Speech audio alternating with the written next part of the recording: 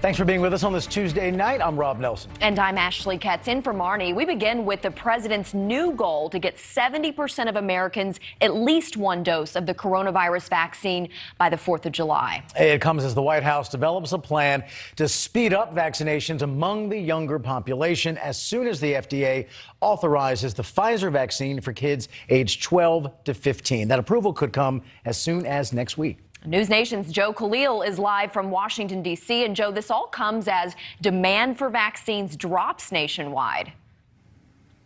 Yeah, you're right, Ashley. This is obviously a different strategy now from the White House having to adjust. Their goal is still the same. They want to get as many adults possible vaccinated as they can. The problem is there are many adults who already wanted to get a vaccine have now gotten one. So the White House is trying to address the rest of the population, people who may be hesitant, people who have not yet been able to.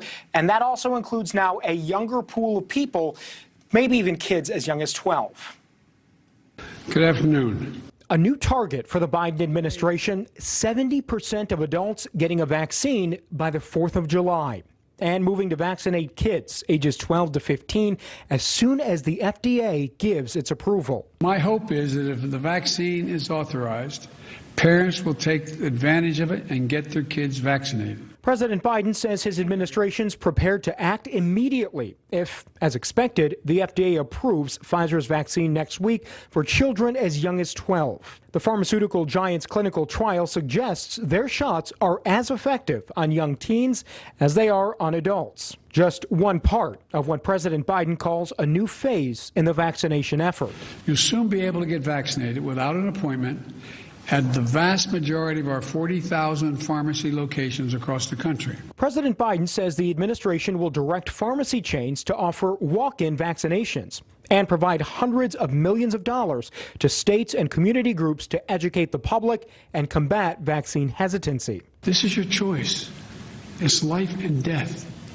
And I hope everyone knows within themselves it makes the choice that is going to help them and their loved ones be safe. Senior administration officials say reaching a 70% vaccination rate among adults would mean far fewer public health restrictions. Dr. Rick Kennedy with the Mayo Clinic says if vaccines become widely available to children, it may prompt some school districts to require them. I do think it's more likely, and the exact same arguments that we'd make for COVID-19 are the arguments that have already been made successfully for measles, mumps, rubella, and all of the other childhood vaccinations. Pfizer officials also announced Monday they'll request the FDA's full approval for their vaccine, not just emergency authorization, by the end of this month. That may add another layer of legitimacy to its vaccine.